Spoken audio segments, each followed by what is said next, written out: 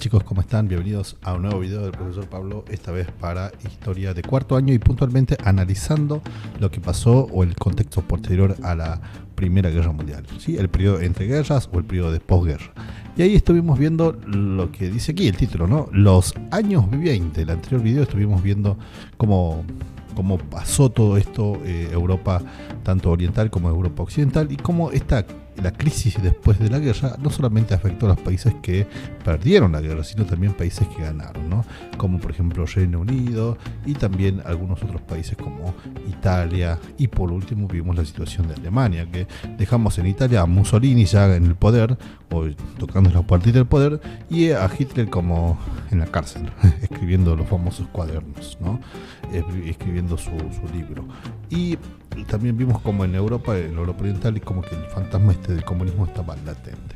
Hoy nos toca ver qué pasa al otro lado del charco. El otro lado del charco, ¿quién va a ser? Estados Unidos, señores y señoras. Les presento a Estados Unidos. ¿Qué vamos a hacer con Estados Unidos? Ir analizando cuál fue la reacción de Estados Unidos en estos años 20. Miren, ya de por sí parece que le fue muy bien, ¿no? Con estas imágenes. Pero para llegar a esta imagen parece que tuvimos que pasar por varias cosas. No fue tan fácil llegar a estos gloriosos años 20 para Estados Unidos, ¿no? ¿Por qué? Porque tuvimos tres fenómenos. Primero el de inflación, el de desempleo y por último la recesión de la industria posguerra. ¿Por qué inflación? Porque los precios van a empezar a subir puntualmente después de la guerra por un periodo de escasez de la producción. Recuerde que Estados Unidos durante todo el periodo de guerra estuvo exportando mucho, vendiendo mucho afuera, y también eso y como en que impacta un poquito en la economía cuando se resiente la demanda, ¿no?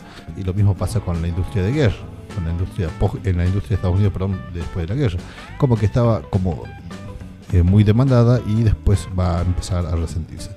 Esa demanda va a hacer que se produzca un desempleo, que es obvio, si no hay trabajos, que va a ocurrir esto, ¿no? El tema de huelgas. Y acá yo les puse algo, ¿no?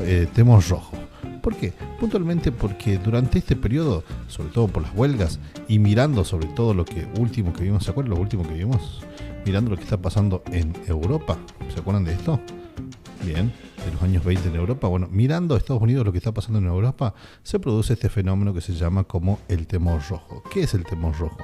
Bueno, es todo el temor que tienen las clases dirigentes, los sectores dirigentes o los sectores políticos y las clases más adineradas de Estados Unidos, de perder todas sus posesiones o de que el comunismo llegue al lugar donde están ellos, ¿no? Porque no están exentos de toda la situación que creó esta posguerra, ¿no? Es entonces que va a haber toda una serie de carteles o propaganda en contra del comunismo, tratando de fortalecer una ideología que apoye más al capitalismo, ¿no? Por ejemplo, se ve que el comunismo es como el enemigo, que el comunismo es como esto, ¿no? Y acá yo les preparé un pequeño meme. Como diría, Bart, no quiero que te asustes, pero creo que miren los comunistas socialistas. Bueno, algo así, ¿no? Es como que Estados Unidos está en esta situación que al parecer es como que está latente para ellos ese peligro, entonces quieren evitarlo, y por esa causa es que empieza todo esto, ¿no? En 1920 se va a producir una recesión, como dijimos nosotros, pero ¿qué es lo que va a hacer Estados Unidos? Va a crear, ¿sí?, un sistema por el cual se va a deshacer del socialismo. ¿Por qué? Hacia 1920 decíamos nosotros que como que se inicia este periodo de recesión, pero la producción industrial se va a contraer y bueno, va a conducir esto a una ola de despidos, pero hay fábricas que van a mantener a sus empleados y estas fábricas van a ser menos propensos a sufrir protestas, ¿no? Lo cual va a hacer que los gremios, o sea, al conservar estas fábricas o estas empresas, los trabajadores, va a hacer que muchos de los gremios empiecen a perder adherentes o socios, ¿no? Y eso va a hacer que el sindicalismo, en primera instancia, se contraiga, ¿sí? Y por otro lado, en 1921 ya esa industria que estaba en crisis se va a recuperar, como dice acá, ¿no? Sobre todo, ¿por qué? Porque Estados Unidos va a aplicar la ley del laissez-faire. No sé si lo dijo bien, pero bueno, el laissez-faire implica toda una teoría o ideología en cuanto a economía del libre mercado, ¿no? Compro, vendo, permuto, lo que yo quiero. Y en ese sentido va a apuntalar o va a ayudar mucho a las industrias, ¿no? ¿Y qué va a pasar? Bueno, esto va a beneficiar mucho a las industrias grandes, a los sectores más acomodados, y como que las corporaciones también norteamericanas van a empezar a ver con buenos ojos invertir en otros países, ¿no? Y ahí es donde vamos a ver que va a aparecer, bueno, la industria va a tener su prosperidad en cuanto a la aeronáutica, la industria eléctrica y la automotriz. Puntualmente la automotriz, ¿en qué aspecto? Bueno, ¿se acuerdan de esto? Capaz que los que vieron un poco de geografía conmigo se acuerdan de esto, ¿no? Un modelo de productivo. Henry Ford va a aplicar un modelo productivo a la industria automotriz que le va a resultar fenomenal, ¿no? Su lógica es basar la producción en la cadena de montaje y en las piezas estandarizadas. ¿Qué quiere decir la cadena de montaje? Bueno, que ya hay todo un circuito armado de ensamble de las piezas. Y las piezas estandarizadas, que quiere decir que se producen piezas en masa que pueden entrar en cualquier lado. Por ejemplo, los tornillos, los burletes, las tuercas, bueno, etc. Y por otro lado, en ese sentido es como que va a ayudar mucho a la recuperación de las industrias en 1921. Pero también para evitar el tema de los levantamientos, Estados Unidos va a aplicar algo que se llama capitalismo de bienestar. ¿Qué es el capitalismo de bienestar? Bueno, tratar de asistencializar o de ayudar a los sectores, de clase media sobre todo, y evitar que estos se tiendan a orientarse a ideologías de izquierda o al comunismo, ¿no? Y eso va a debilitar mucho a la izquierda. Y la izquierda va a quedar como reducida a algo que no tiene muchos adherentes, ¿no? En Estados Unidos. Y, a ver, ahí está. Estamos aquí. Y esto como que también va a generar una situación de prosperidad económica, pero también de prosperidad a nivel... ¿Dónde está? A nivel social. ¿Por qué a nivel social? Miren, acá voy a hacer unas flechitas enormes. Ahí está. Qué capo que estoy haciendo la llave, por favor. Bueno, esto va a generar como dijimos, una estabilidad o una situación muy provechosa para las industrias, pero también para la sociedad. A nivel particular o a nivel de clase va a existir un aumento del ingreso de la población. ¿Qué quiere decir? Las personas van a empezar a recibir más dinero por sus trabajos, y eso es como que va a aumentar su calidad de vida en cierto sentido, ¿no? Y también va a haber una reducción de costos que va a implicar obviamente una reducción de precios, ¿no? Es decir, los costos se van a bajar y los precios de los productos van a bajar. ¿Debido a qué? Bueno, a la eficiencia productiva, ¿sí? Es decir, que se trabaja mejor, se produce mejor y hace que los costos de producción decaigan.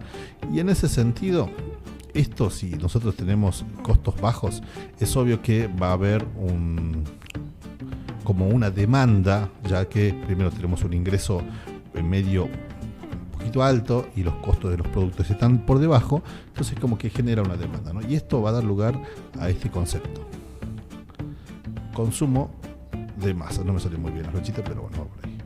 El consumo de masa, ¿en qué consiste, no? Ya por lo que dijimos recién nosotros, el aumento de los ingresos de la población y la reducción de costos y precios, esto va a impactar de manera directa en el aumento de las actividades relacionadas con el ocio. ¿Por qué? Imagínense, ¿no? O sea, estas actividades relacionadas con el ocio no están en relación directa con el consumo de los bienes necesarios, es decir, como que quedan en segundo plano y pasan a protagonizar el consumo, estas actividades. ¿Pero por qué? Como dijimos nosotros, tenemos una sociedad o una población que vamos a decir entre comillas población norteamericana, ¿no? Porque no son todos los que están disfrutando de esto, sino que hay un aumento del ingreso y una reducción de costos, entonces hace que los costos para poder vivir en Estados Unidos como que caigan, y lo que sobra del ingreso se va a empezar a gastar en esto, en las actividades relacionadas al ocio, ¿sí? Y aparte esto le va a ayudar mucho a esto, que exista un sistema financiero muy, ¿cómo le podemos decir? Muy o sea, no muy rígido, ¿no? En el cual la gente empieza a pedir prestado y no hay ciertos requisitos, los requisitos no son muchos, ¿no? Porque hay una confianza en la prosperidad de la economía. Y esto lleva a que las personas se endeuden y lo disfruten, ¿sí? Pero yo lo puse con un poquito rojo porque es algo que vamos a tener en cuenta más adelante. Guiño. Entonces, esta situación está creando esto, ¿no? Y es obvio que los consumos no están, como dijimos, no están dentro de la categoría de consumos necesarios, sino son consumos, podríamos decir, innecesarios, ¿sí? Y esto va a despertar una oleada cultural que se va a llamar los años locos, donde hay como un renacimiento de todo lo que es la cultura del ocio, el cine, la música, las actividades recreativas. En la música, el jazz, ¿sí? Ahí empieza a florecer con la cultura negra, el jazz, ¿sí? Tiene una vida especial. Y también, por otro lado, también el cine, con el desarrollo de las películas norteamericanas en contexto, y van a ver el Chaplin también por ahí, ¿no? Bien, ¿qué va a pasar con Estados Unidos? En el plano político, si nosotros estamos disfrutando de como una vitalidad económica muy fuerte, es también debido a por qué Estados Unidos ha decidido como aislarse diplomáticamente del resto de los países, ¿no? Sobre todo de los países europeos. ¿Por qué? Porque hay como una tendencia, ¿se acuerda que lo dijimos en la clase anterior? Hace 2 clases, cuando hablamos de la introducción a este tema de posguerra, que como que Estados Unidos no está interesado, sobre todo el Parlamento lo cree así, que no es muy bueno meterse en asuntos europeos, ¿no? Y sobre todo quieren salirse de ¿qué? De algo que el presidente había participado, ¿sí? La Liga de las Naciones, lo que es la anterior o la precuela de las Naciones Unidas. Y apuntan más a priorizar los intereses locales. ¿Qué quiere decir esto? Que hay como una conciencia de que si es que nosotros apoyamos un bando o el otro, es como que no vamos a poder vender a los dos bandos, ¿no? Entonces como que ahí hay una lógica de mercado muy fuerte en la política, en el gobierno, que intenta apuntar a esto y no a formar parte de la Liga de las Naciones, sobre todo porque dice que es algo innecesario, que algo que no va a tener su rentabilidad, no es un beneficio económico que podamos aprovecharse, ¿no? Y es por eso que van a decidir aislarse de todo el mundo, y en cierta medida también ese aislamiento va a posibilitar que puedan participar con préstamos a otros países como Alemania, ¿no? Y otro título en este contexto del siglo XX, de la década del 20, en Estados Unidos, es el resurgimiento del racismo. Si después más adelante, cuando veamos el tema de Hitler, el discurso de los norteamericanos como que se puede llegar a caer por todo esto que lo voy a contar, pero bueno, en esta década es como que resurge el racismo, ¿no? Dado por qué, porque ya dijimos, ¿no? Un contexto de desempleo y sobre todo de aumento del crimen y de las huelgas. Eso hace que, en toda sociedad, lo hemos visto varias veces en las clases por Zoom, chicos, que esto como que crea el contexto propicio para que un discurso, sobre todo que intenta encontrarle una razón a la crisis, surja, ¿no? Esos discursos nacionalistas, que la culpa le tiene al extranjero, que esto, que lo otro, cuando en realidad los problemas de fondo no pertenecen a la sociedad en sí o a los participantes de una población, sino que, como dijimos acá, pertenece a la lógica puntualmente del Estado, ¿no? Que el Estado es el que ha difundido todo este tipo de alarmas, y entonces como que la sociedad está respondiendo a esto, que el culpable de todo es ¿quién? Bien, la comunidad negra, ¿no? Y ahí va a surgir o resurgir la figura de Ku Klux Klan, que ya existía hace un tiempo, pero dado a una serie, y sobre todo le dicen a una película, ¿no? Que es interesante que a ver, yo me pongo a preguntar por una película que no me acuerdo cómo se llama, pero que todo el mundo es como que esa película termina exaltando toda la labor del Ku Klux Klan y le termina dando nuevamente vitalidad a una asociación que estaba siendo ya investigada, ¿no? Todo el movimiento nacionalista o ultranacionalista norteamericano va a terminar en cierta medida apoyando esto.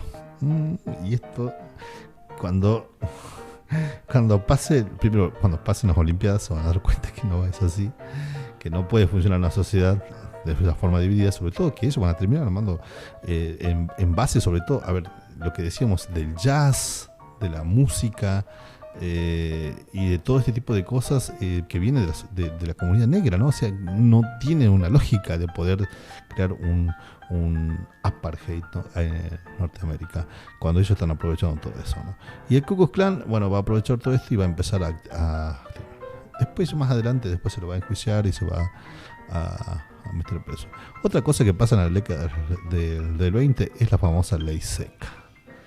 Y bueno, ya casi terminando, a partir de 1920, por impulso y por sobre todo presión de lo que es, presión de lo que es la iglesia y algunos movimientos políticos progresistas o conservadores, es que van a terminar pensando que la culpa de la violencia, el crimen y todo eso es culpa puntualmente de la bebida.